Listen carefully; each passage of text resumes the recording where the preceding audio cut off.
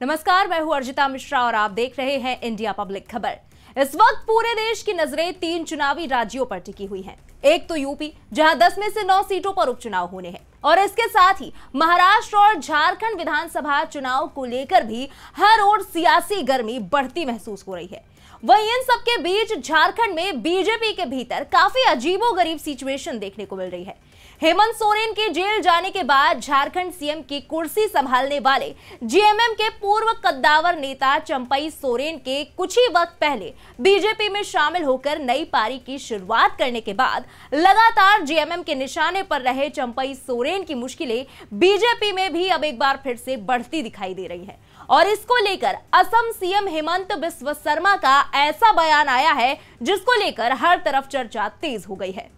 झारखंड में विधानसभा चुनाव की तारीखों का ऐलान भले ही अब हुआ हो, लेकिन इसकी स्क्रिप्ट कई महीने पहले से ही लिखी जानी शुरू हो चुकी थी।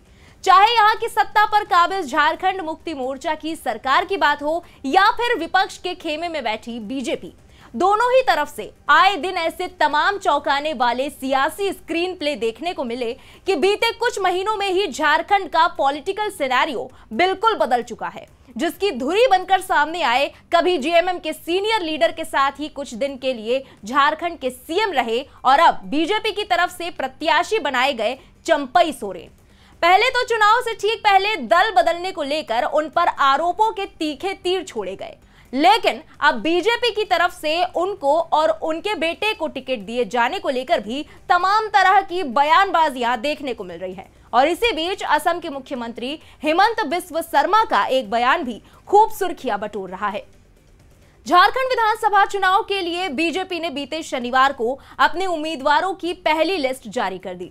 इस लिस्ट में 66 उम्मीदवारों के नाम घोषित किए गए। बीजेपी कुल 68 सीटों पर चुनाव लड़ने वाली है। ऐसे में इस लिस्ट के बाद सिर्फ 2 सीटों के लिए उम्मीदवारों का ऐलान बाकी रह गया है। वहीं बीजेपी के कैंडिडेट्स की लिस्ट में एक वो नाम भी शामिल है जिसके इर्द गिर्द बीते कई दिनों से झारखंड की राजनीति घूम रही है, और वो है चंपई सोरेन।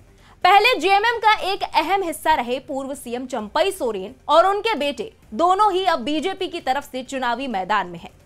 चंपई सोरेन सरायकेला से चुनाव लड़ेंगे, तो वहीं चंपई के बेटे बाबूलाल सोरेन को घाटशिला से टिकट दिया गया है।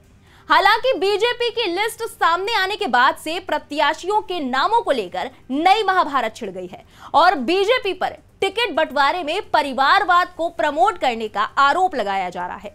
और इस तोहमत की जद में खुद चंपई सोरेन और उनके बेटे भी आ गए हैं, जिसको लेकर असम सीएम हेमंत बिस्व शर्मा ने बड़ा बयान दिया। हाल ही में मीडिया से बातचीत के दौरान टिकट डिस्ट्रीब्यूशन को लेकर परिवारवाद के आरोपों को सिरे से खारिज करते हुए असम सीएम हेमंत ने कहा कि हमारा कोई परिवारवाद नहीं है। हमारे यहाँ ऐसा नहीं है कि बीवी भी चुनाव लड़ रही है, हस्बैंड भी चुनाव लड़ रहा है, भाई भी चुनाव लड़ रहा है, ऐसा हमारी पार्टी में नहीं है।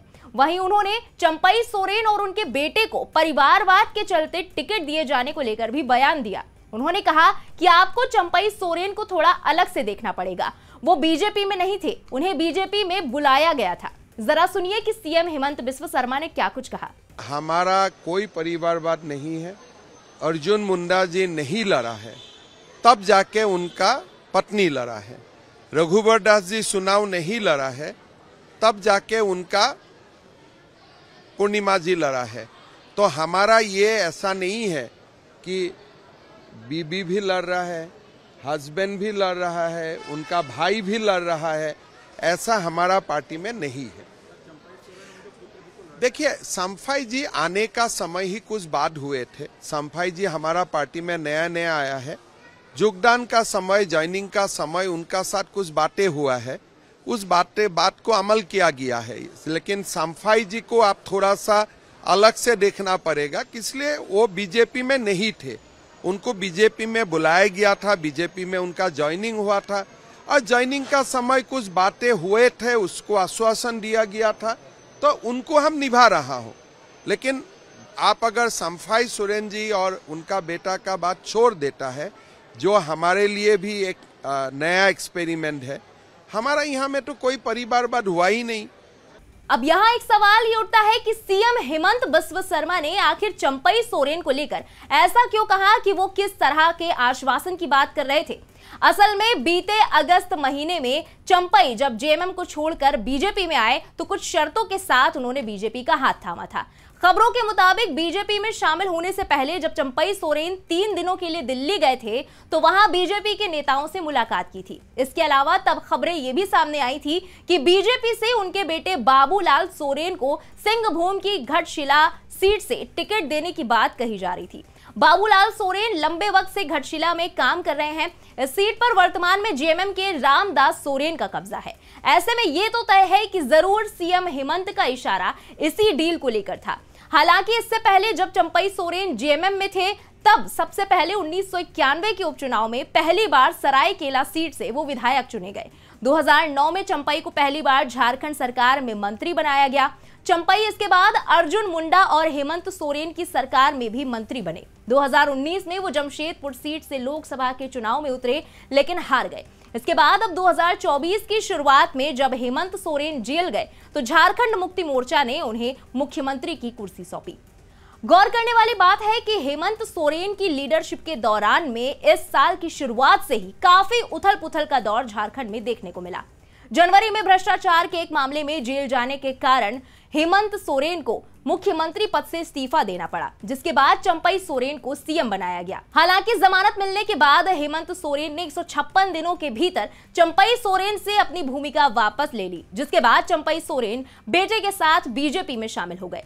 वहीं इस बार के चुनाव की बात करें तो झारखंड में ट्राइबल वोट बैंक सबसे अहम फैक्टर है और चंपई सोरेन आदिवासियों के बड़े नेता माने जाते हैं।